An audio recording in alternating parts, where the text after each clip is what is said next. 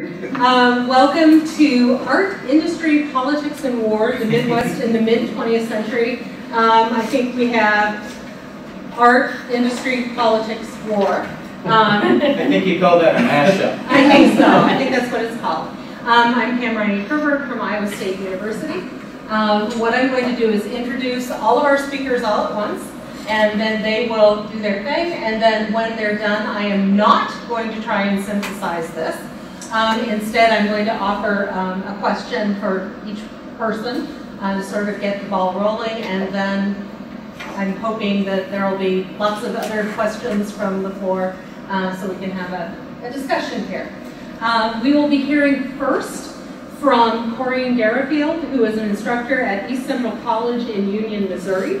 She earned her PhD in May of 2012 from Purdue University, where she had a number of grants and fellowships. She will speak on Selling Iowa, the Iowa Industrial Development Commission, and the Recruitment of Industrial Manufacturing, 1945 to 1960. Next, we will hear from Laura Kuykendall, who is an assistant professor of art history in the School of Art at Ball State University. She earned her PhD in 2011 from the University of Kansas. She's the author of a number of articles on both art history and pedagogy, and she will be speaking on John Stuart Curry's Agricultural Army. Third, we will hear from Bernard. Help me pronounce your last name. In French, we say Lebelin, but in English, Lebelin. Okay, Lebelin. Who is professor of U.S. history at Laval University in Quebec. He earned his PhD at McGill in 1992 and is the author of numerous articles on the United States in the Cold War era. His paper is entitled The Isolationist Stance of Ohio Senators Robert Taft and John Bricker After World War II. And our fourth speaker is Gregory Sumner. He is professor and co-chair of the Department of History at the University of Detroit Mercy. He earned his PhD from Indiana University in 1992. He is the author of numerous publications, including a 2015 book entitled Detroit in World War II. And he will be speaking on prisoners of war in World War II Michigan. So, Corinne. Hi. What I have here is a project that I am looking to develop into an article. It comes out of my dissertation and research. And it's the Iowa Development Commission, and that was created beginning of the war. And they start a campaign after the war is over to industrialize the state of Iowa. And I found this really intriguing because Iowa, in many ways, is so rural and agricultural, and the economy was definitely based on agriculture in the state before the war. So how are they going to try to convince businesses and industry to move to relocate to a state that is just so rural and agricultural based? So this kind of presentation just kind of talks about how they got started and what they wanted to achieve in trying to get industries to relocate into the state. So I have an introduction here. During World War II, much of the Midwest saw a boom in manufacturing that effectively ended the long agricultural depression that plagued the region for the previous 20 years. Leaders involved in state government understood the importance of manufacturing and counteracting an agricultural economy, and they desired to keep the manufacturing revenue trickling into state coffers. Most Midwestern states had already established committees to bolster war manufacturing, and they simply converted these boards into a peacetime mission of industrial recruitment. States designed these organizations to promote the state to potential investors, and they also began to compete with each other over who would attract the most industry. This paper focuses on the formation of the Iowa Development Commission and its mission to convince Eastern industrialists to set up shop in Iowa. A lot of this research is based on the minutes of meetings stormed at the State Historical Society in Iowa, and also their newsletters and brochures that are also housed in the State Historical Society. So the commission actually starts before the war. It was originally the Iowa Industrial Resources and Defense Council. It was created in September of 1940. And the council was composed of labor leaders, government officials, business leaders of the state. And they acknowledged that war is happening in Europe. There's a lot of industry that's taking off, and they wanted to attract some of that industry into the state in order to counteract the Great Depression and the agricultural depression that was wreaking havoc on the economy of the state. And the second was they wanted to provide a better sense of internal security. So they had two missions, getting industry and providing defense. And so throughout the war, the councils wanted to focus mainly on defense and building up wartime industries. Now, when the war was over, the state saw that this work needed to continue on, and the state legislature passed a bill in July 1945 that established a permanent commission. The state leaders realized that diversification of their economy would be very beneficial to the state, especially as agriculture was continuing to decline, and they realized that something needed to be done to sap up all this extra labor that was displaced because of the decline of agricultural economy. So they argue, quote, only when a balanced economy between farm and factory exists can there remain sufficiently sound employment opportunities to pool the population, unquote. So the council changed its name officially to the Iowa Development Commission. It had 11 members. All of them were appointed by the governor. 4 of the members came directly out of the state legislature, so 2 from the House and 2 from the Senate. So it definitely had some government influence. But also you had labor leaders, business leaders, and other types of officials who served on the commission. And the commission then had an official paid director. So it was kind of like a company, or you had the CEO or the director, and then the board who kind of made all the main decisions. And then the board would meet once a month. They had an official office in Des Moines, and they had a small staff in the very beginning. Over time, of course, it grows to a much larger staff. And the first task that they're given is that they want to emphasize diversification. And the importance of diversification would expand already existing businesses, broaden the tax base, and raise the state's per capita income. And in order to achieve these goals, they had 3 main functions or missions. First was research. They needed to collect facts and figures pertinent to Iowa's economy, industry, agriculture. So this would include power sources, water resources, transportation, raw material, any sort of data they could gather and house, so they're going to be focused on research.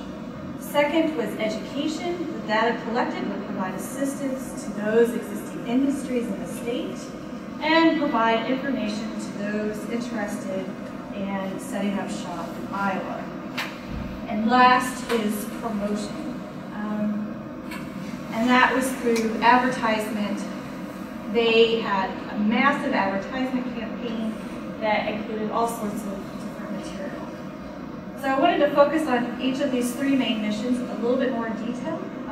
For research, not too exciting. They built a reference library and they housed all sorts of material for prospective investors. So if somebody was interested in moving or relocating to Iowa, they would give them a call and they would just send them all this information that they had gathered. They also had a bulletin that at first was semi-monthly, so it was printed twice a month. That was then sent out to newspapers. And eventually that will just be once a month. They'll have a newsletter. They also print a manufacturing directory. And they had a list of all the major manufacturing companies in the States. You know, once a year, every 2 years, they have this massive directory of all the different companies and manufacturers that were currently having business in the state. So with education, they would take all this information that they had gathered, and they not only sent it out to prospective investors, they also worked with local towns and communities to help them build up their own local programs. So they would work really closely with the chambers of commerce and teaching them how to attract industry into their communities. And there's this big push and encouragement for smaller towns, smaller cities to attract industry into their town because it would diversify their economy and provide lots of jobs for Iowa workers. So they worked very closely with the chambers of commerce. They would teach them how to establish an industrial development corporation, so an actual private corporation that would be tasked with providing industry. And I know in the town of Clinton, they have a very successful corporation. Whereas in other towns, they'll set up just like a committee. And in the city of Burlington, they will have like a committee with the Chamber of Commerce who will work to attract industry.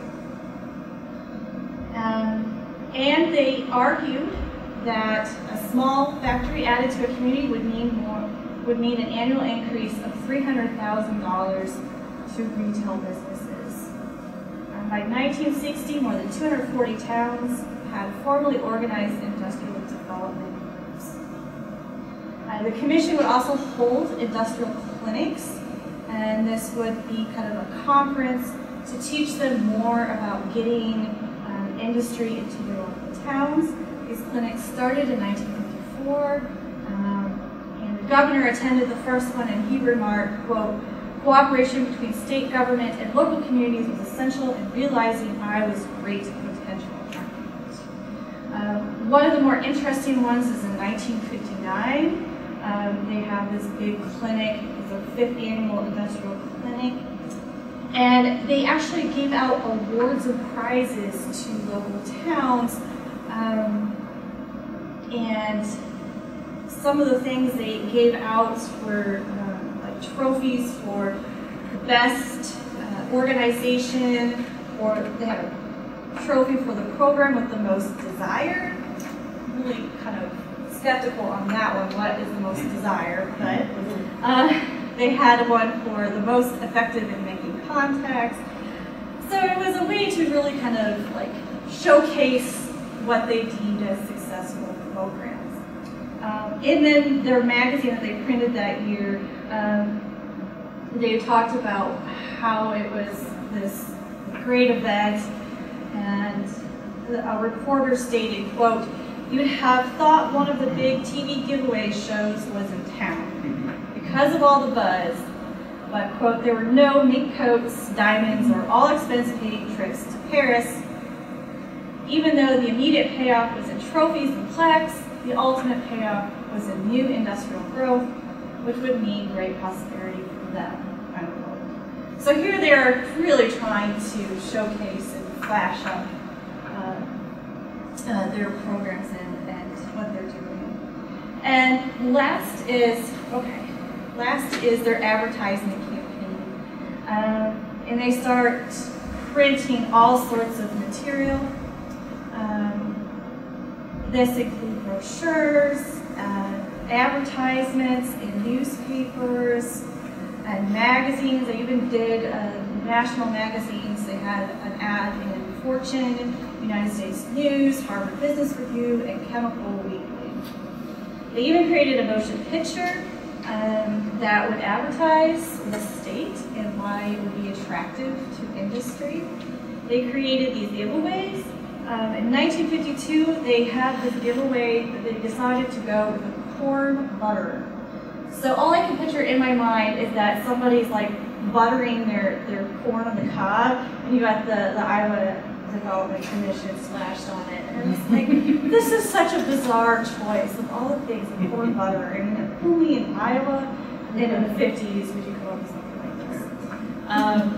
They made visits out to the East Coast, and they even targeted the West Coast, which they brought up in 1952 that they wanted to go to the West Coast and see if anybody would relocate to Iowa because of the Korean War.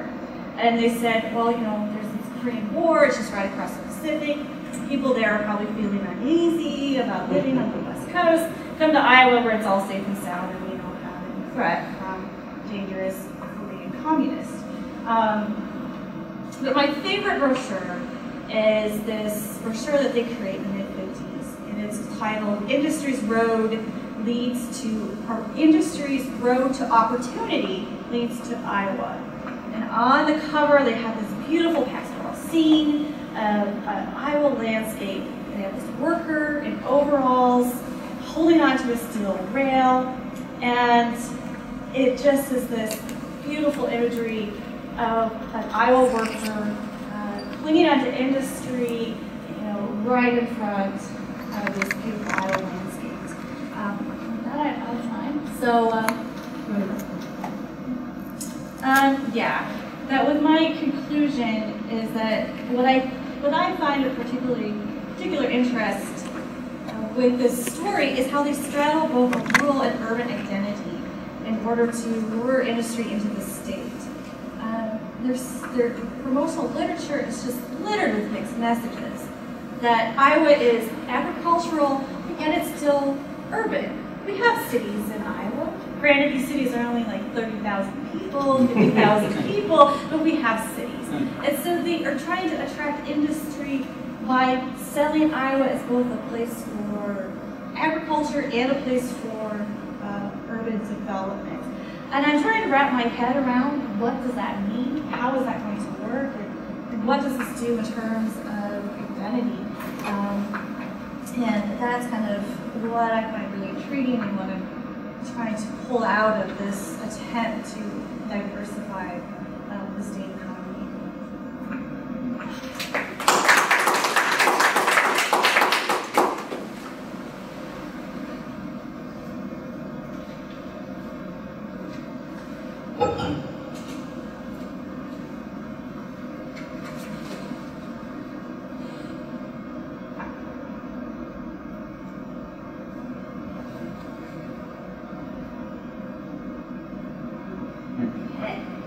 Hi everybody, I'm Laura Kuykendall from Ball State University. I'm an art historian, so I feel compelled to turn the lights down so you see the images crystal clear, hopefully. And my topic is John Stuart Curry's Agricultural Army. In the 1920s and 1930s, regionalist artists John Stuart Curry, Grant Wood, and Thomas Hart Benton built careers as chroniclers of the people, landscapes, and traditions of their home states, Kansas, Iowa, and Missouri. During the Great Depression, I'm thrilled that you're compelled to look at the pretty images. Yes. During the Great Depression and Dust Bowl years, their work often registered as celebrations of the embattled, salt-of-the-earth people of America's heartland, and as evidence of the usable past that fostered optimism for a resilient future. But as war and fascism loomed abroad in the late 1930s, detractors complained that these artists' attitudes toward American identity were not sufficiently sophisticated and belied an insidious escapist and nostalgic element in America's patriotic culture. Curry and his cohort faced criticism that their work was overly sentimental, anti-modernist, xenophobic, jingoistic, and even fascist. The regionalist artists' realism, their supposed abhorrence of international influences in art, and their commitment to political and military isolationism made them appear culturally retrograde. However, after the Japanese attack on Pearl Harbor on December 7, 1941, Curry, Wood, and Benton adapted to make their work relevant to the changing political, military, and cultural situation. Curry's ideological change after Pearl Harbor did not come easily, nor was it a radical about-face, but he did develop a regionalist reaction to the war that was anti-fascist in subtle and complicated ways, and his work as an artist during World War II both reflected and appealed to the unique concerns of his Midwestern audience. The pictorial statements about war that Curry made prior to Pearl Harbor establish his early fixation on the tragic consequences of military engagement. In Leaving the Farm for Army Training Camp, a young farmer surveys his land as he departs to join the military. No one sees him off, and we cannot foresee any future glories on the battlefield. All Curry offers is a vision of the man's past and a parcel of land to which he may never return. The sun shines on the farm in the background, but the man prepares to stride off canvas into the viewer's space and into his dark and stormy future.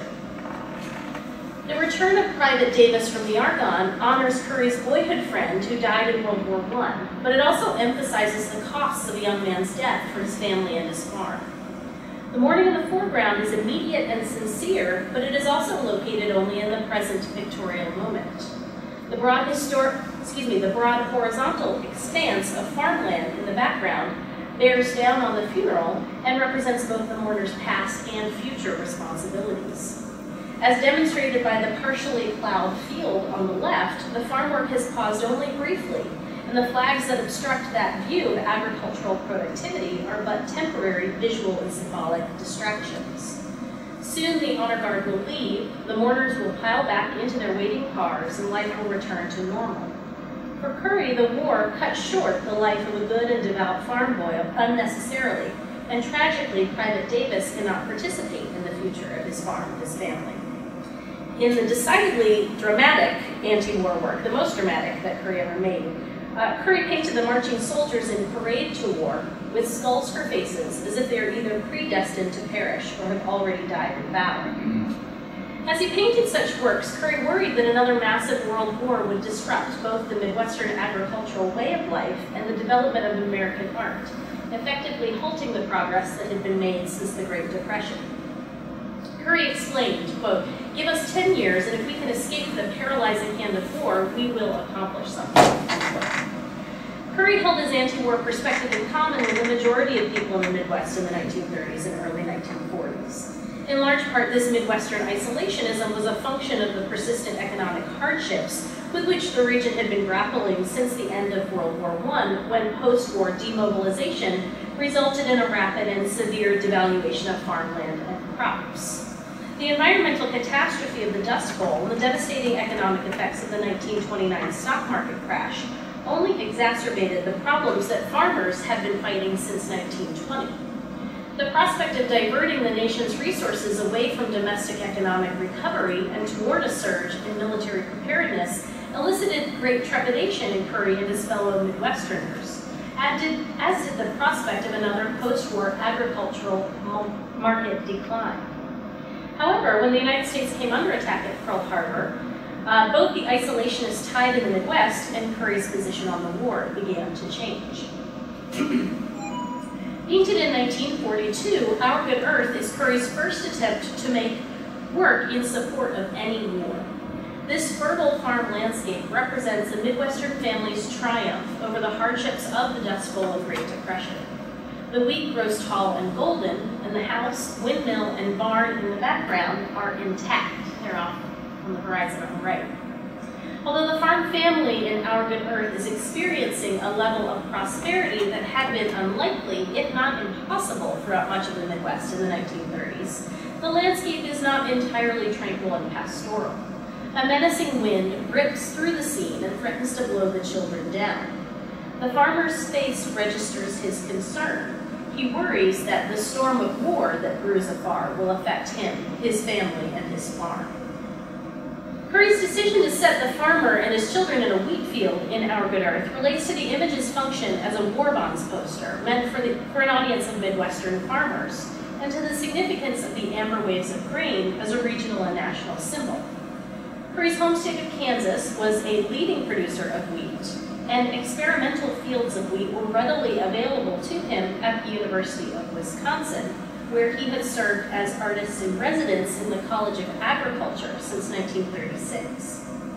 Our Good Earth's working title was "Long May It Wave," a phrase from the second stanza of Francis Scott Key's The Star-Spangled Banner. That phrase links the wheat with the American flag, a very regionalist response to Curry's dealer Reeves Lewenthal's request that Curry create a standard bearer for the war. This image also relates to the value of wheat as a wartime commodity. The Lend-Lease Act of 1941 facilitated the exportation of U.S. foodstuffs to Allied forces abroad. Production soared as the U.S. government began purchasing its own reserves of food. American farmers were therefore encouraged to produce as much wheat as their land and resources would allow. Wheat was also one crop that Hitler's Germany desperately lacked. A report in Life magazine on the vulnerability of Romania to a Nazi invasion explained that Romania's wheat harvest was its gold, and its expansive fields were irresistible bait to Nazi Germany. Thus, growing wheat during World War II, as Our Good Earth's farmer is doing, was both patriotic and profitable. Argonauts was Curry's first foray into government-sponsored war propaganda, and it was an effective, if somewhat oblique step towards supporting a war he had opposed for so long. Shortly after he completed Our Good Earth, an official request from the Office of War Information came, asking for another poster design. As Curry contemplated this next project, Lowenthal told him, "The whole idea to be conveyed in this picture is briefly this, that the farmers of the nation will be enslaved if we are defeated and come under the Nazi yoke." In his response, Curry fiercely defended the service of farmers during wartime. He reminded Lowenthal, "Farmers are exerting all-out effort and working 70 and 80 hours a week. There is no problem as we see it out here in getting farmers to work as hard as they can, for they are now doing exactly this." Unlike his regionalist colleague Benton did in his The Year of Peril series, Curry did not want to paint a bloody war scene, a caricature of the evils of defeat, or intimidate his viewers in order to promote wartime patriotism. Instead, Curry tried to maintain an idyllic dignity in his propaganda pictures of that year in a way, preferring to praise the efforts of Midwestern farmers rather than goad or scare them into advancing the war effort. In the painting and poster, The Farm is a Battleground Too, as well as Wisconsin Agriculture Leads to Victory, which is a very large mural that Curry made for the 1942 Wisconsin State Fair. Curry affirmed the role of agriculture in fighting the war by visually connecting farmers' activities with the infantry on the front lines of World War II. Tractors and tanks roll through the landscape in the background on their respective missions, both mobilized together on behalf of the war effort. By 1942, the allure of high-paying war industry jobs, military volunteerism, and the compulsory draft had greatly reduced the number of young men working on American farms, and the shortage of labor fulfilling the demand for wheat made fulfilling the demand for wheat and other crops very difficult. As Curry planned a third War Bonds Commission, which he called Plant the Seeds of Victory, he considered painting what he said would be, quote, "a big empty space without a farmer in it," end quote. And as he saw it, he said, "The main thing on everybody's mind around the Cow College is to keep one or two farmers on the ground and out of the Army and Navy." Agricultural deferments became available in the fall of 1942 to those who were essential to the war effort, but often those farmers who received them were accused of shirking their patriotic duties. Some in the agricultural areas even argued for the implementation of a farm labor draft, or a great land army, featuring farmers in military uniforms to ensure that the work that needed to be done in the fields in support of the war was accomplished and recognized as critical. Curry's works engage these issues by portraying an agricultural army that participates in the military charge. To say the farm is a battleground too, and Wisconsin agriculture leads to victory, is to assert that the labor occurring at home among the pitchforks and tractors on the Midwestern landscape is an urgent and critical element of America's participation in the war. Curry's images establish the farmer as a leader of the military charge, not a fearful coward or an ancillary contributor. To this end, Curry made a subtle change when he executed the final lithograph of Our Good Earth, which transformed the scared little boy on the right-hand side of the composition into a more confident character. In most versions of this image, you see 4 versions on the left, in addition to the painting I've already shown you. The boy holds his hand up somewhat passively and defensively, but in the final incarnation, the lithograph that you see on the right, which was released by Curry's gallery, Associated American Artists, in an edition of 250, the boy's hand has become a fist, and he, like his father, is prepared for a more aggressive protection of his farm. The paintings, posters, murals, and prints Curry made after Pearl Harbor feature farmers who are poised to defend their way of life and their nation using the tools and skills they employ in their fields. Curry emphasized the domestic contribution to the war effort as being as important as military engagement. Curry resisted any suggestion to treat farmers as pawns who could be manipulated for propagandistic purposes, or at least propaganda that he didn't make, without regard for the realities of their labor. In fact, when Lowenthal suggested to Curry that he turn the pitchfork in The Farm is a Battleground Too so that it would rhyme visually with the guns the soldiers carried, Curry detested that suggestion. Lowenthal wanted him to make the pitchfork sort of a stabbing weapon. Curry explained quite calmly that farming is a skilled trade or profession, and if you were to show a mechanic swinging his tools around in a wild manner, it would give a strange impression. It would detract. The resulting message is that the farmer could be a soldier for the Allied cause without leaving his fields or changing his lifestyle. His patriotic duty was not newly mobilized. His task was to maintain the home front, to feed the troops, and to sustain the virtuous agrarian way of life so essential to the definition of America, as he had always done. By extension, as Curry cultivated a new kind of wartime heroism that connects with his pre-war advocacy for American farm culture, he was able to perform his patriotic duty as a regionalist artist and make it relevant for this new era. Thank you.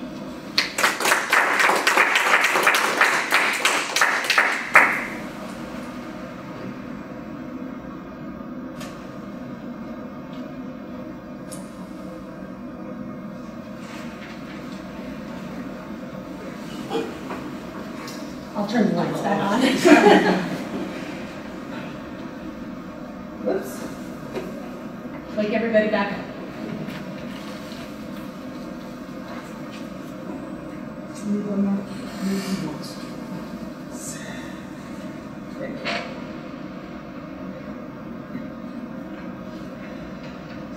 The isolationist stance of Ohio Senators Robert Taft and John Brecker during World War II. Ohio was among the rare American states during the Truman era to have an entirely isolationist delegation in the U.S. Senate. Suffice it to say that Republican Senator Robert Taft, the son of a former president and who sat from 1939 to 1953, that Taft opposed the American membership in NATO as well as U.S. policies in Asia. Journalist David Alberstam, incidentally, has depicted him as the last major isolationist of American politics. For his part, John Brecker of the Grand Old Party, a former Ohio governor and who sat between 1947 and 1959, voted in favor of measures to reduce Marshall Plan appropriations and appeared Brecker as an outspoken critic of the Foreign Economic Assistance Act of 1950, which established aid to underdeveloped countries. Above all, Brecker was the sponsor in the early 1950s of a famous amendment apparently offering an effective vehicle for restoring some congressional influence over the conduct of foreign policy, and an amendment which was characterized by Alexander Wiley of Wisconsin, then chairman of the Senate Foreign Relations Committee, as a big step toward isolationism. This paper, which is based primarily on an examination of the rich manuscript collections of both members of Congress, seeks to present, analyze, and compare their post-war views regarding U.S. foreign policy. More specifically, it will address questions such as the following: what were Taft and Brecker's perception of the containment policy? Why did they oppose most of the Truman administration's internationalist programs? To what extent do these Ohioans deserve the label isolationist? What were the main differences between Taft and Brecker's isolationism? What was their impact in this nation war context?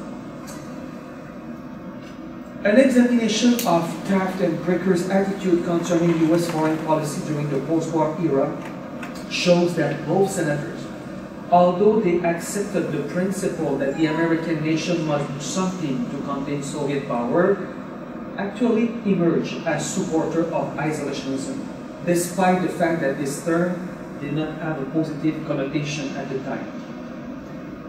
But what is meant by the notion of isolationism during these years? Although the term has never been easy to define, much like the concept of internationalism, it is generally used to indicate a policy of abstaining from an active role in international affairs. Having said that, several foreign policy issues of the Truman years confirm the isolationist stance of Taft and Brecker.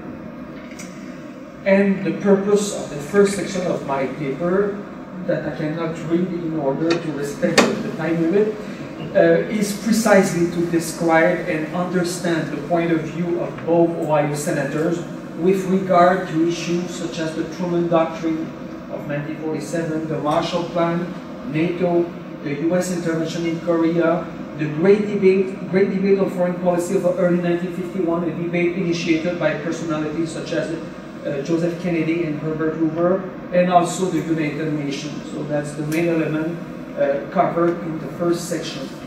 Now I go directly to the second section of the paper, a section entitled Ohio, an Isolationist Stronghold.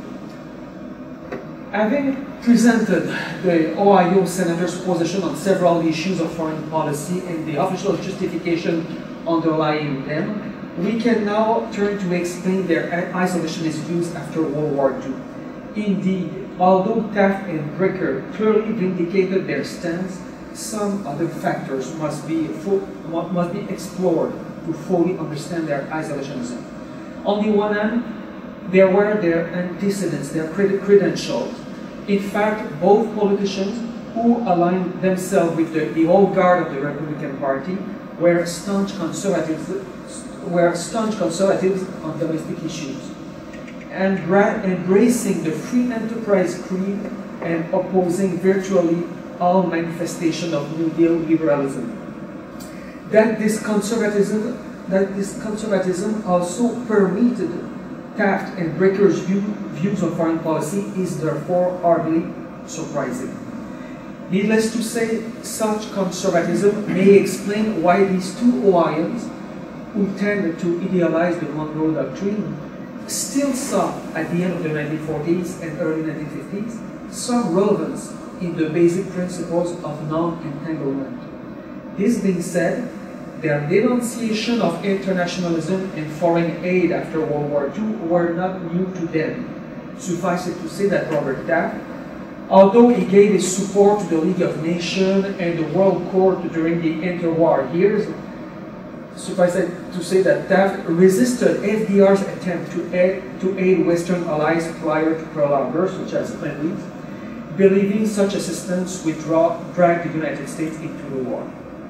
On the other hand, Robert Taft and John Bricker, who incidentally both rejected the isolationist label,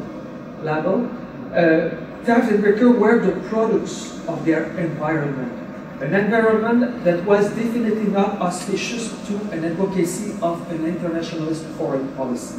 Of course, that did not mean that internationalist sentiment was absent in the state of Ohio, or more generally in the Midwest during the Truman-Eisenhower period.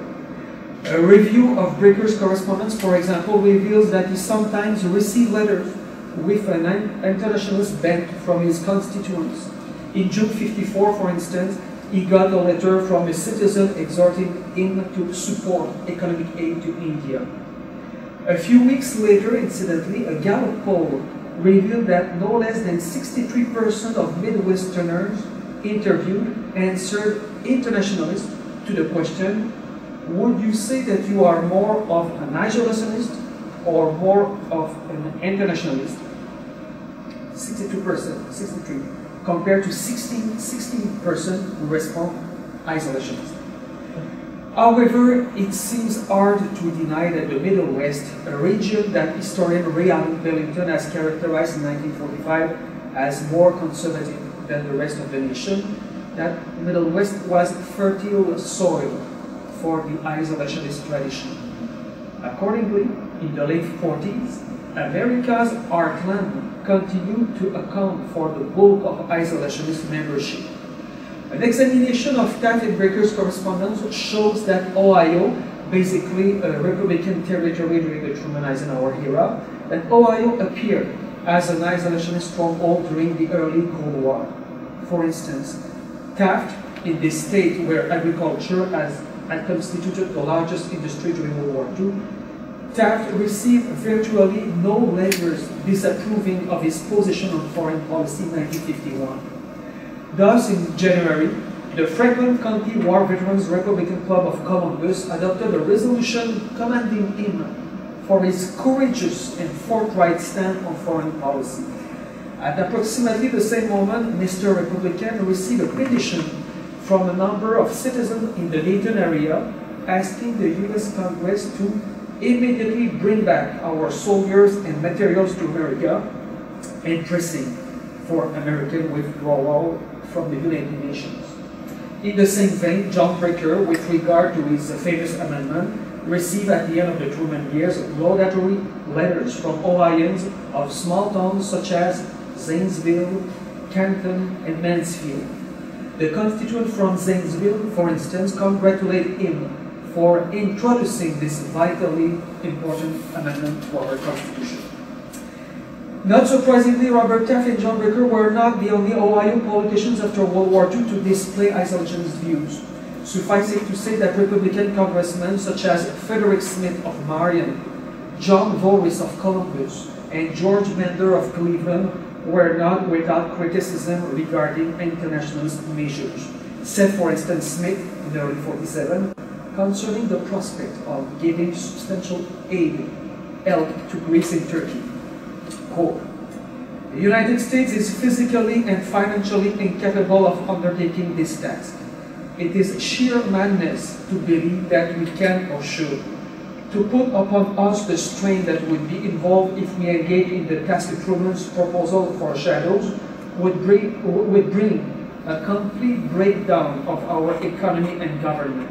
The United States will have to stop somewhere. The cult of internationalism has already committed our nation to more than it can deliver and endure. It must be stopped before it is too late. End quote. A supporter of Taft for the Republican presidential nomination in '52, John Voris, fully aware that economy in government always constitutes a potent appeal to Ohio voters, Voris had introduced for his part an amendment in 1950 providing $1 billion cut in the authorization for Marshall Plan appropriations. As for Bender, George Bender of Cleveland, the major supporter of Robert Taft in the House of Representatives, Bender frequently denigrated the United Nations in the early 1950s. This being said, Robert Taft and John Brecker, who seemingly held in esteem each other, embraced an isolationist stance presenting many similarities at first glance. Thus, on containment measures such as the Truman Doctrine, the Marshall Plan, and the U.S. intervention in the Korean War, both politicians, fiery supporters of Joseph McCarthy, tend to adopt a rather critical viewpoint. The situation was no different with regard to issues such as the United Nations and the Great Debate of 1950-51. In fact, the major difference between both Republican senators' attitudes concerning post-war U.S. foreign policy lay certainly in the fact that Brecker, contrarily to his Ohioan colleague, voted in favor of American adherence to NATO in July 1949. Was it with great enthusiasm that the Ohio senator that Brecker endorsed the Atlantic Pact? It's not easy to answer such a question. One thing, nevertheless, seems obvious. Some senators with an isolationist label then act similarly than Brecker.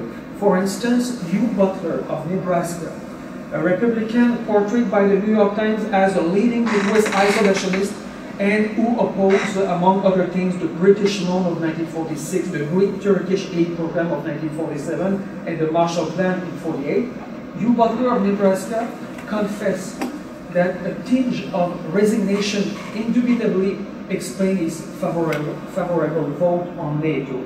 Quote, I admit very frankly, that it was not pleasing to me, but my single vote did not make any difference. The North Atlantic Treaty would have passed with tremendous majority anyway, and that is one reason that I vote as I did. However that may be, John Brecker promptly disparaged the main corollary of NATO in 1949, the Mutual Defense Assistance Act, which authorized military aid to members of the Alliance. In the end, it is tempting to assert that both senators' influence with regard to the field of foreign policy in an age which coincided with the idea of U.S. internationalism, it is tempting to assert that their influence was rather unimportant.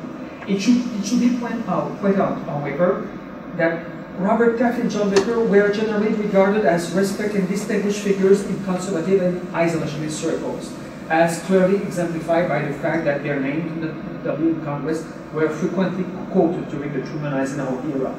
In fact, Taft, whose book of 1951, a book entitled A Foreign Policy for Americans, in which he reminded that the American nation was far from being omnipotent, Taft, whose book of 51 eventually sold almost 40,000 copies, Taft was acknowledged by admirers and detractors alike as the most prominent and influential Republican politician in Congress after World War II. According to Illinois Congressman Noah Mason, incidentally, Taft was no less than the Moses that can lead us out of the Truman wilderness. Furthermore, the Ohio senator, whose isolationism undoubtedly constituted a key factor in Eisenhower's decision to become a candidate in the Republican presidential nomination in 52, the Ohio senator offered a critique of U.S. foreign policy which, from the perspective at least of the 1970s, appeared sober, wise, and realistic. For their part, scholars Russell Kirk and James McClellan have argued that the politicians' main immediate achievement in foreign policy was to restore congressional debate over the conduct of American foreign relations. As for Baker, much more charismatic than his Ohio colleague, it is important to remind that this famous amendment, endorsed notably by the American Bar Association, the National Economic Council, the American Legion, and the Chicago Tribune, to remind that this amendment had more than 60 co-sponsors in the Upper House in 1953. Among them, in addition to Robert Taft, were well-known senators such as Harry Byrd of Virginia, Everett Dirksen of Illinois, Ralph Flanders of Vermont, Barry Goldwater of Arizona, Irving Ives of New York. Although the Baker Amendment, this premier isolation symbol of the 1950s, was defeated in early 54, it must also be noted that it remained in the following years a live issue as Senator Baker and his supporters continued to press for the adoption of a constitutional amendment to limit the use and effects of treaties and executive reviews. Moreover, according to historian Dwayne Tannenbaum, the fight over the Baker Amendment was not without momentous consequences. Quote, the conflict over the Baker Amendment made Eisenhower and his advisors more aware of Congress' resentment over past encroachments by previous presidents on legislative prerogatives. Then, when faced with crises in Indochina in 54, the Far East in 55, and the Middle East in 57, Eisenhower worked closely with Congress rather than acting unilaterally under his powers as Commander-in-Chief. In order to determine the uniqueness of Taft and Baker's position on foreign policy during the post-war years, it would be interesting now to compare their rhetoric with that of other fiscal conservatives and isolationist members of Congress, such as Midwesterners James Kent of Missouri, Hugh Butler of Nebraska, and Larry Smith of Wisconsin. Thank you for your attention, and I apologize if I am. Thank you.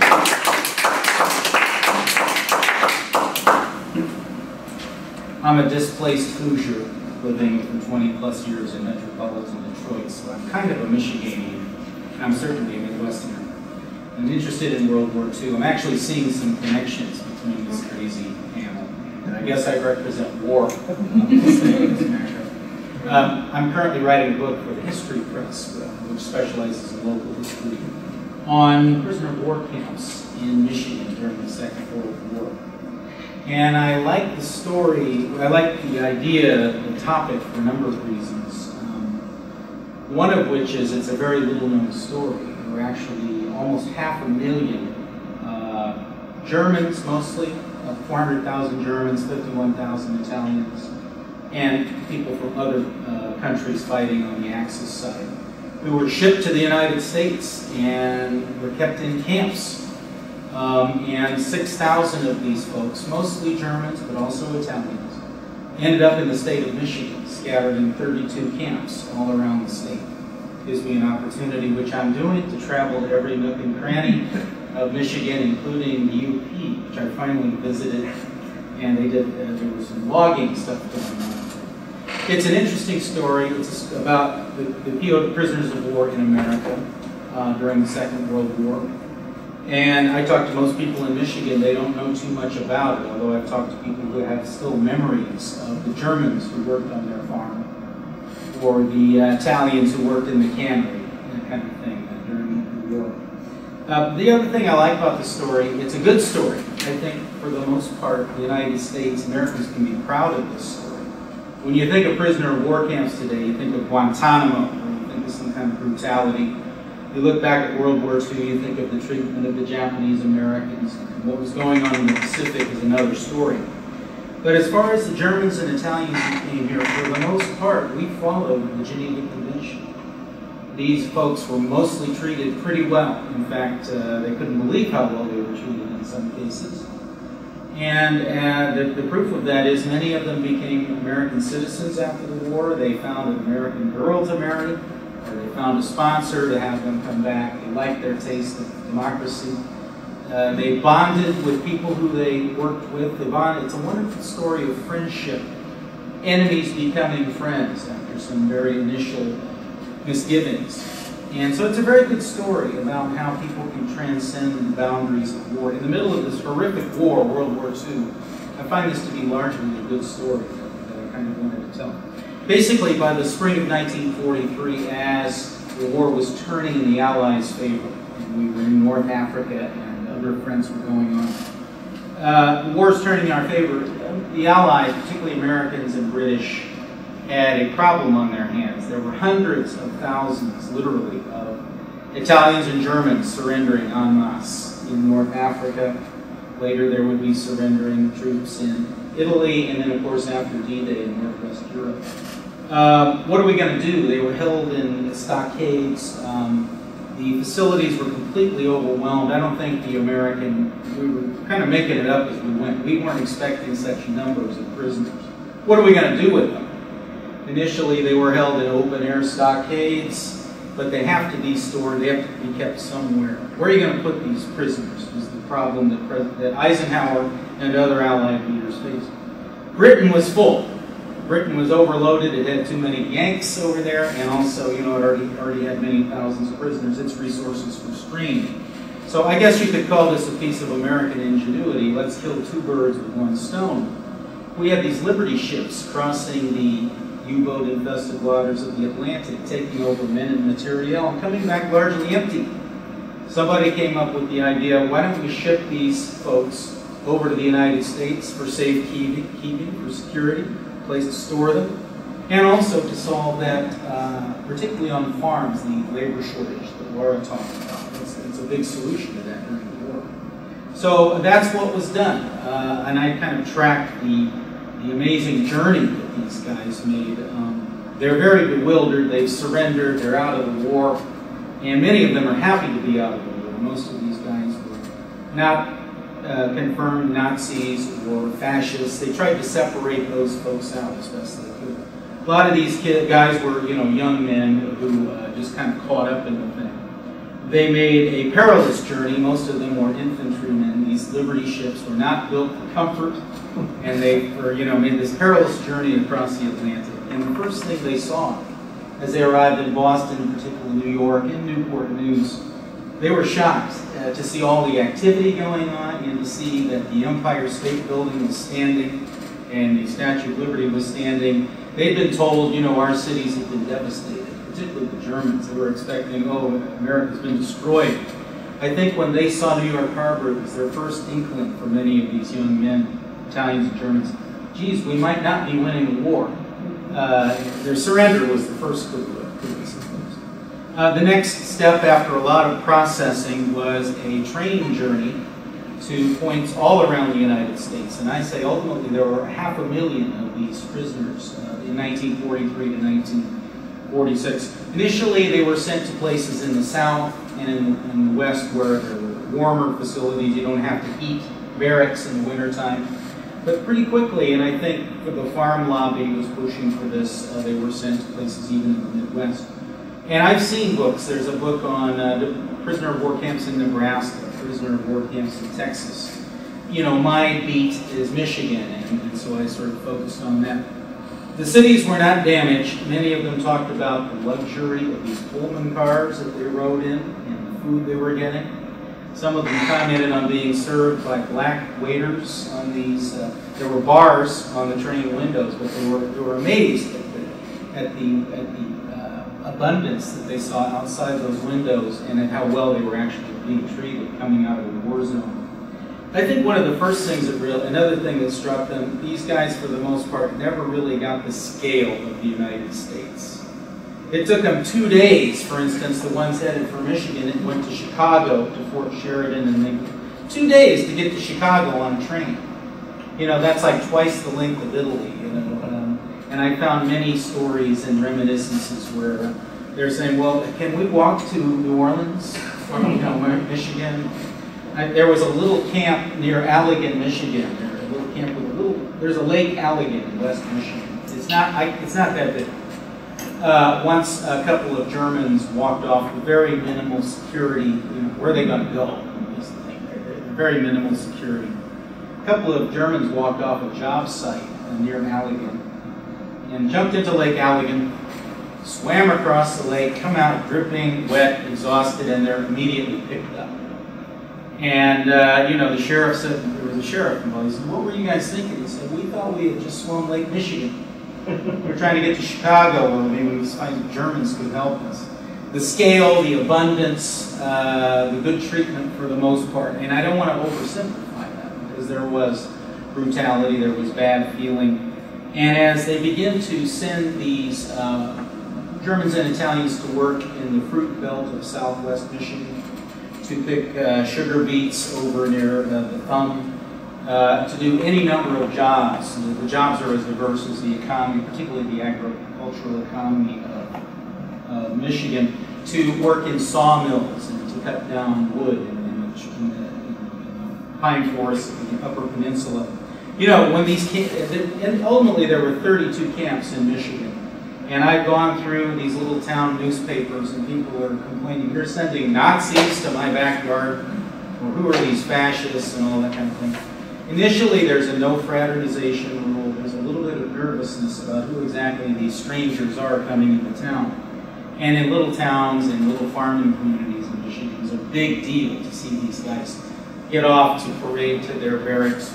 They were held in a number of types of facilities. Some CCC camps that were built in the 1930s. Near Owasso, Michigan, home of Thomas Wood, which I visited. They kept them at a racetrack outside of town. Some were held in barracks. The main processing point for Michigan was Fort Custer near Battle Creek, kind of in the central lower part of the state.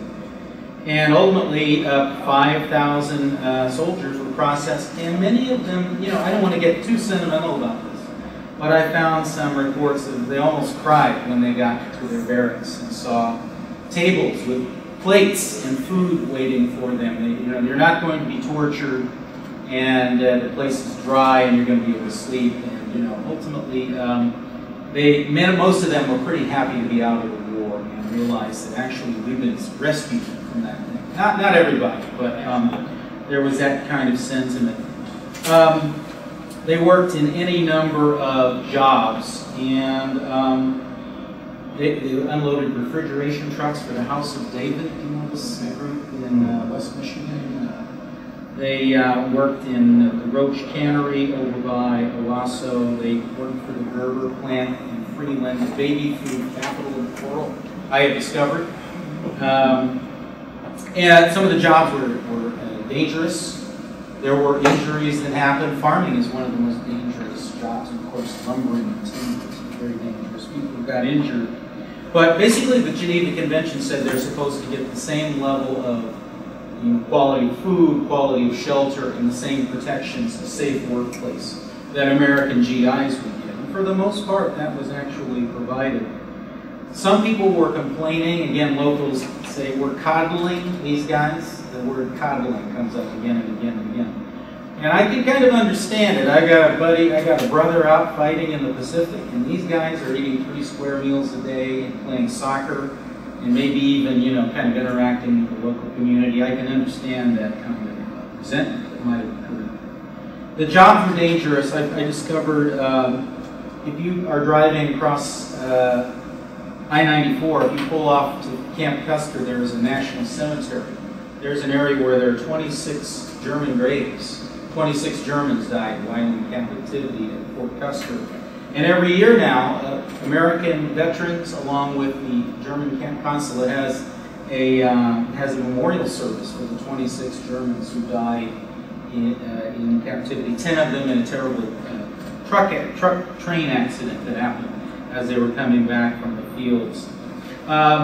In many cases, it was very minimum security. I was talking about this to some people the other day, and they said, "You mean like the guards were like Sergeant Schultz of Hogan's Heroes?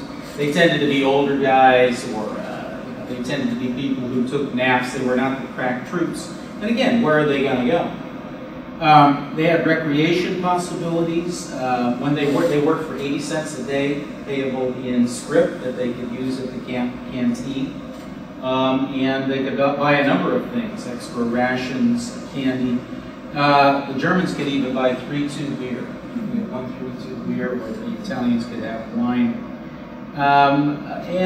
You know, life was not that bad. And they said it's not the snow fence that keeps us in, it's the Atlantic Ocean. And so, you know, there didn't really need to be intense security on these guys. And they played with the local children. And something very interesting, they got to play pool. There were recreation areas.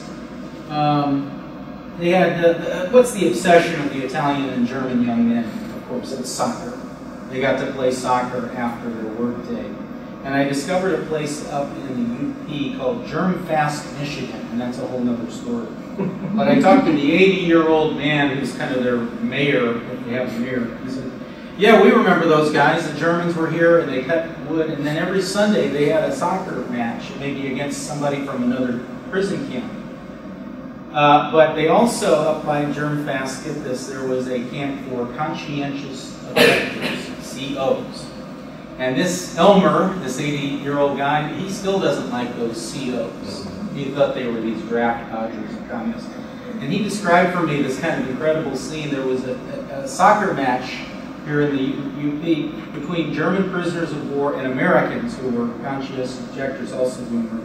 And the townspeople were rooting for the Germans. So you have these kind of upside-down relationships.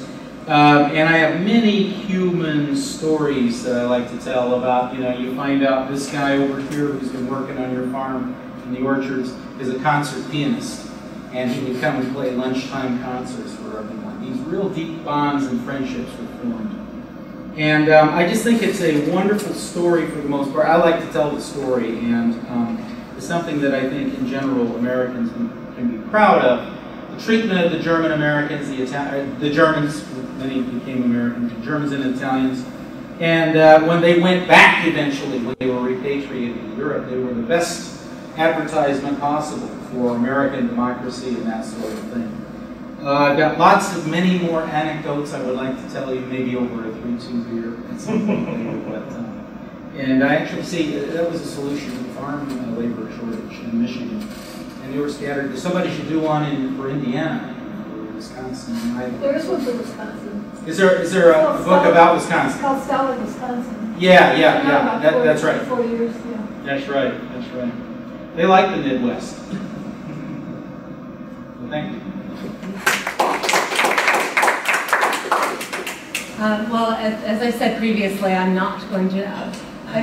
Greg, do you want to synthesize? You said you were hearing all the. Oh, you're going to call me on that? No, just teasing. Well, they're kind of, you know. But if you want to, go right ahead. Well, certainly the farm shortage played right into what Right. I was going to talk about. And, you know, it's issues of war and peace and the Midwest. I mean, what's more Midwestern? How did you get interested in Ohio politicians? I must ask. Can I answer? Fascinated by the isolationist sentiment during the early Cold War era. Yes. Most of the isolationists belonged to Midwest. Absolutely, the Chicago Tribune and so forth. Have you been to Iowa? Have you been to Ohio? Yes, Iowa, Wisconsin, North Dakota, and So, Well, after reading people's papers, I did have some questions I sort of wanted to start with. And what I'm going to do is I'm going to give everybody their question, and then we can open up and talk about this. We've got about 20 minutes or so left in the session. I hope plenty of time for any questions that are bouncing around in your heads. First, my question for Corinne was, to what degree the industrial development of this period was intimately tied to agriculture? They wanted to diversify out of agriculture, but what becomes very clear with the farm crisis of the 1980s is that perhaps they did not diversify far enough, and I was just wondering what proportion of this development that's going on is agricultural, and what proportion is actually diversified beyond agriculture, largely because of what happens later. For Laura, you talked about the interplay between Curry and the folks at the OWI, who were trying who were trying to direct his work. And you talked about how he responded, but I wondered also ultimately how the OWI responded to Curry and his resistance to their efforts to mold his art. For Bernard, I think I'd like to hear more of an explanation of why the Midwest is still isolationist. You know, what are the origins of this Midwest isolationism in the post-World War II period? I very much understand it for the World War I period in particular, given the ethnicity of the Midwest. And I'm wondering what the holdover is there in the post-World War II period. And finally, for Gregory, and perhaps the answer to this is obvious, but I would like to hear your explanation for the difference between the way POWs, who were not American citizens, were embraced in these communities in Michigan, whereas Japanese Americans who were incarcerated in other places in the United States were so thoroughly rejected by the surrounding communities. So, but just a little bit of a comment about that. But Corinne. All right, great question. They definitely will promote agriculture as a resource to potential industrialists. That we have all of these natural resources, so, and it's right there at your doorstep, so they are going to target specific industries that will go hand in hand with agriculture. So like farm machinery, which is already there, and they'll encourage more production like John Deere, in the worst case in Burlington. Canning, in Clinton, there's the corn company, in the name of it, that's huge. A lot of these are already there in the state, so they're trying to grow those as well. Some of the things that they are looking for is like the electronic industry, which is decentralizing, and they are moving into the state, and then they just promote the Iowans as being the perfect they're practical, they're mechanical, and they have all this hard work from the farm, so they use agriculture as a way to sell themselves. But as far as like agriculture as a way of life, it's definitely going to decline. So with the farm prices, I think what happens is deindustrialization as well. So a lot of these companies that decentralized are decentralizing further out of the state. So the farm prices are not farm economy collapsing, but they can't find work anywhere else. So my question was about Curry and his pushback when he was asked to change his designs. So most of the negotiation on the Curry projects came not directly from the OWI, but via his dealer, Reeves Lewenthal, who was the head of Associated American Artists, which was a gallery in New York City that promoted American realism, chiefly in the 30s and 40s. So what some would consider to be somewhat conservative art in that period, you know, not abstraction typically, but sort of paintings of farmers. That was very common to the AAA. And Curry had a great relationship with his dealer. He would make suggestions. In fact, it was Lewenthal who said, Curry, you should just paint a farmer in a wheat field. He was actually thinking of painting a portrait of MacArthur, or something that would have been much more unusual in his body of work. But he couldn't get a handle on that, and so Lewenthal just said, you know, do what you know. But occasionally he would offer other suggestions. And once Curry got a hold of an idea, though, he was not typically very keen on changing his mind to fit someone else's conception, especially with this idea that the farm is a battleground to farmers should be holding their pitchforks like bayonets, basically.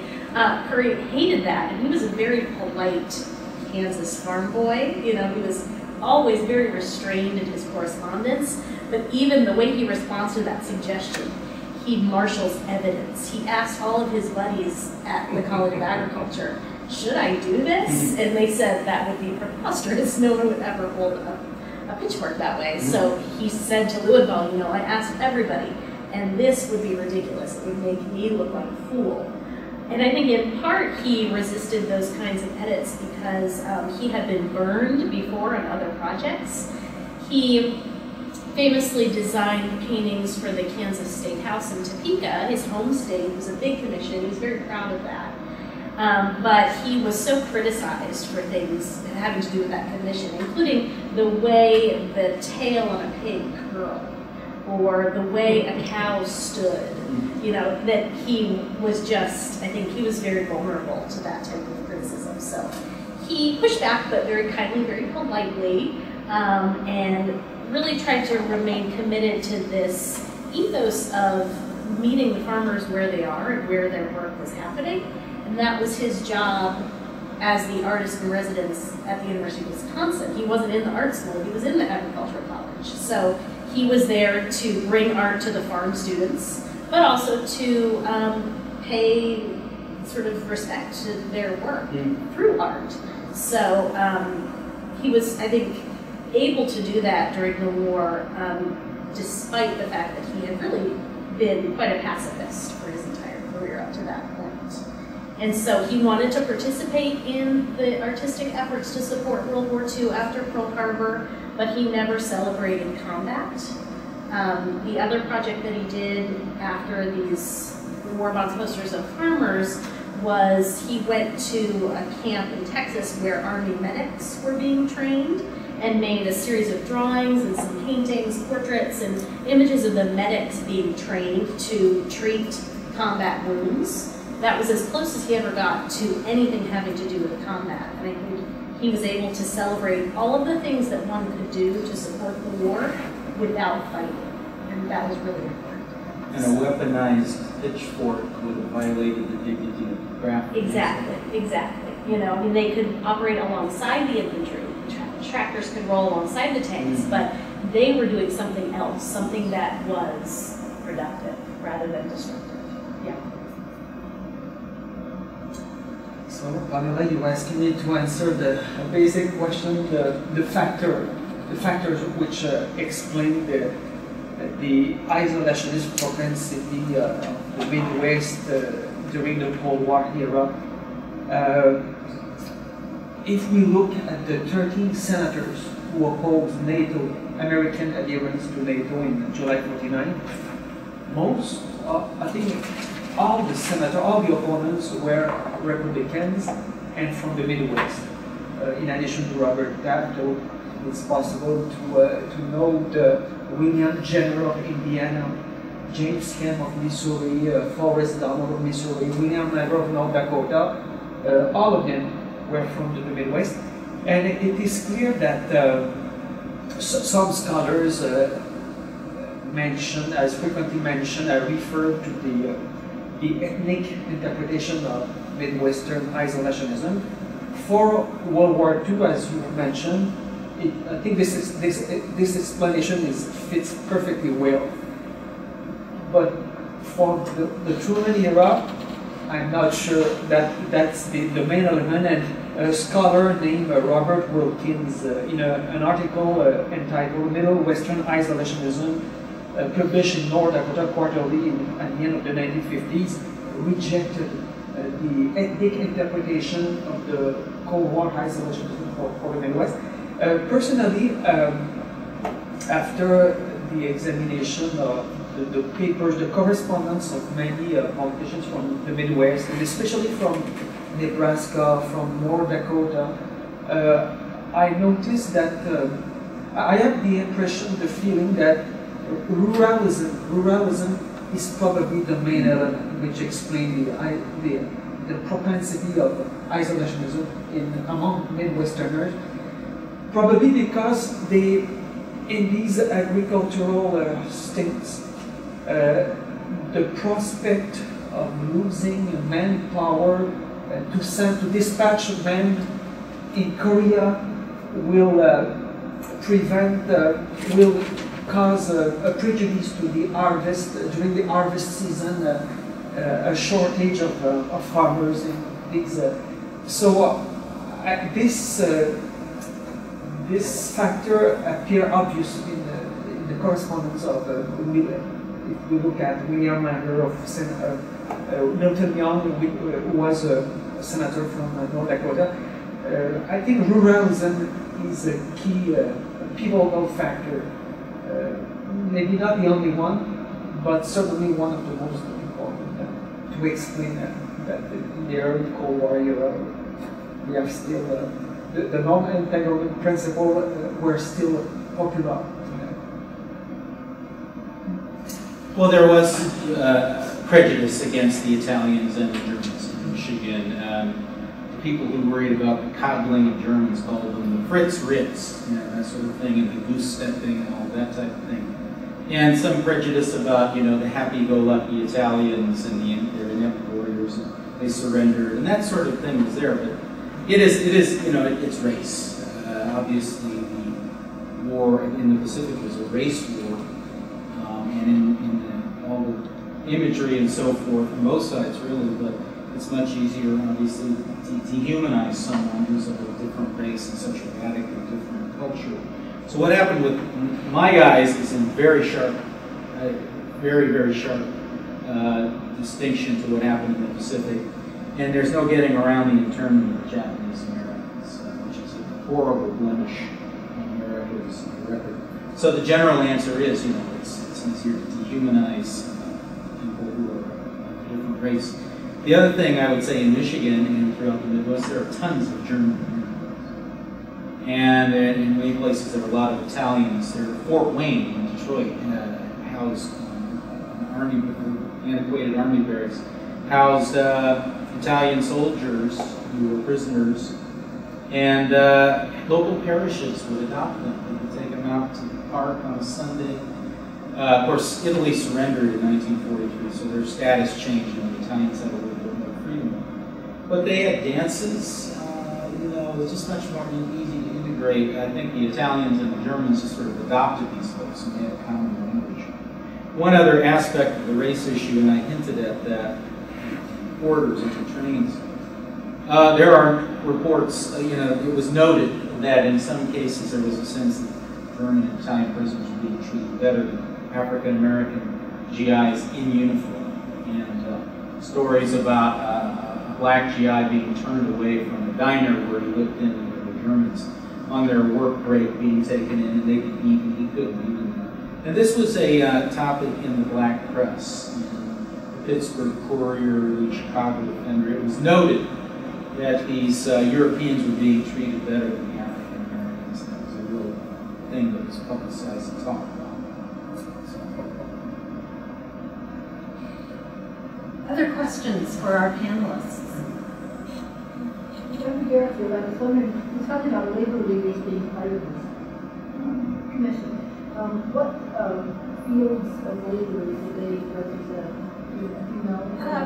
It was more in the beginning, definitely during World War II. This would be like leaders in the AFL, like the Iowa Federation of Labor, and people that were head of the craft unions in the state that were asked to participate to join. But then as time went on, labor was not as welcome because they wanted to sell the state as being a place of docile workers. And there wasn't a lot of labor radicals. But at first it was more of work radicals that were involved. A question for Bernard about the Ohio isolationists. My memory is that the New Left were very intrigued with these people in the 1960s and saw them as, interesting right-wing critics of American imperialism, sort of like their interpretation. So, and I guess I remember that a little about Taft, I'm not so sure about Bricker, but to what degree were they articulating either a kind of nascent critique of the national security state, the emergence of a sort of empowered presidency who's now getting all these powers that contradict constitutional, restrictions, or making those kind of constitutional arguments and worrying about, the rise of an imperial presidency or that kind of thing. And if they were, was that something that resonated with their constituents? I don't know if you can tell that or not. In examining, after the examination of the correspondence of Brecker and Taft, the idea of the usurpation of congressional powers was not frequently mentioned. I think the major elements that I noticed in the correspondence of the Constitution of Ohio Constitution was maybe the idea that foreign aid and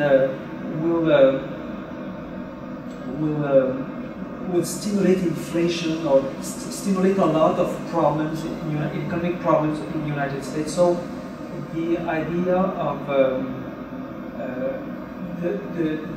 the willingness to preserve the American economy, the realization that America was not omnipotent after the war. I think this idea appears in the and probably influence to some extent Taft and Brecker.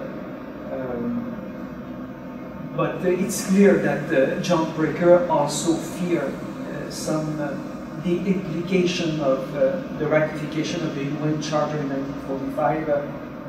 Brecker especially feared that some UN treaties would undermine American sovereignty. And his amendment was primary to keep this sovereignty and to so the Brecker amendment, I think, must be viewed as an anti-UN gesture.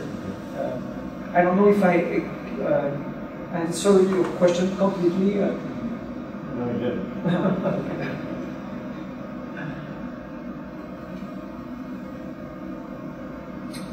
Question for Professor Sumner. You mentioned about how some of the prisoners ended up becoming U.S. citizens and so on. So my question relates to when the war ended.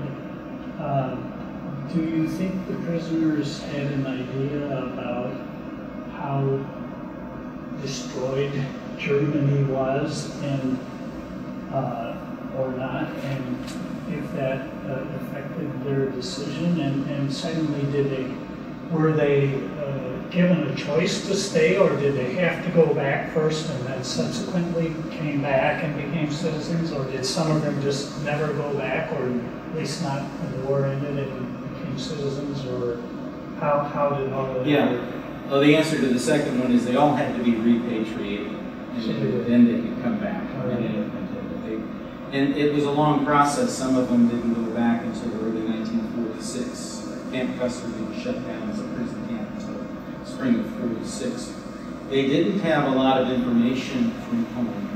They could read American newspapers and have people read to them. They didn't get a lot of mail from home, and of course that was their number one preoccupation for most of these guys. What's happening to my family? So I think they had a sense that things were bad, but they were, I've seen letters where they were pretty shocked. And the hunger at the rubble, they were hoping against hope that it wouldn't be that. So they didn't have a lot of information about what was happening. So they were hoping not for the worst. And another thing is, even those who didn't come back to the States, in some cases developed a correspondence with the families they worked reported it before. They sent, Americans would send sort of care packages, sort of adopt families in Germany and other places. One other complaint, there was sometime I was reading about a German who complained the Americans handed this over to the French, who kept us for 3 more years, as prisoners, and we didn't get back to Germany until 1949 or something like that. So it was a very uncertain fate, and it was an arduous journey back. That's how that went. Greg, in your travels around Michigan looking for these places and talking to people who might have memories, have you found any compelling sort of barracks that retain some kind of evidence of the holding of prisoners? I'm looking for artifacts, and I found some things. For instance, the 26 German grave sites at the Fort Custer Cemetery. A lot of the camps were very seasonal. Maybe there's a little bit of a foundation left. A lot of them are gone. Records were thrown out and destroyed in the 50s. It's kind of hard to find artifacts in other states, and I'm looking for art. Because a lot of these guys, Italians, were craftsmen. They built a beautiful chapel in Texas, in this flat panhandle of Texas. There's still today a chapel that's been kind of rebuilt that the Italian prisoners of war built, so they could have a mass for a couple of their guys who died. They did carvings. Those would be great to find. Probably my star artifact that I found was the remains of a guard tower in near Sidon, Michigan, which is just a lumbering camp. And I took about 1,000 pictures of it. I don't get to use one of them. But, man, they actually had a guard tower. But for the most part, it's hard to find artifacts. Most of the memories and photographs. Have you been to Marfa, Texas, by any chance? No, is this no? So there's a... What's the name of the town? Marfa, with an F. It's famous now as the haven for New York hipsters and art lovers. Oh, well, I need to get there then. The sculptor Donald Judd, who's a 1960s minimalist, bought a plot of land on which there had been an army base, which was used as a POW camp during the war. And then he turned it into, in the 80s, a foundation for his art and the art of his friends. So if you like abstract sculpture made out of concrete and fluorescent lights, that's a place to go. But in these barracks, which he turned into these amazing kind of places for his art, you can still see, words in German, carvings, things like that. There's some graffiti and carvings. That's sort of left there. There are also reports, which I haven't seen personally, of say a German prisoner made a ring for a little girl, how they sent scrap metal or something. But there are these wonderful artifacts out there. Also in Oswego, New York, there were a major camp. Oswego, Oswego, I think so. I think that's right. Yeah. Artifacts. Right, and they're all over the country. Georgia. Well, we are to the end of our time. The reception starts in 15 minutes. But thank you so much for joining us. This is a great panel.